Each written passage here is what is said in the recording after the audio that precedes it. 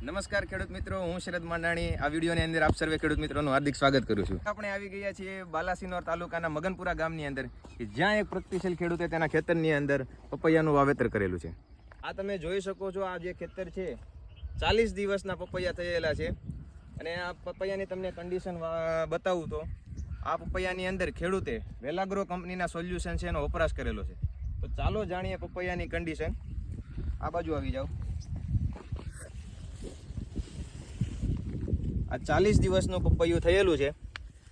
પપૈયાની અંદર તમને એનું થડ બતાવું તો તમે એની થડની જાડાઈ તમે જોઈ શકો છો, અને જે પપૈયાની કન્ડિશન છે એ બી તમે જોઈ શકો છો. 40 દિવસના પપૈયા થયેલા છે અને અત્યારે 1 નંબર કન્ડિશનની અંદર પપૈયું છે એનું ગ્રોથ કરી રહ્યું છે.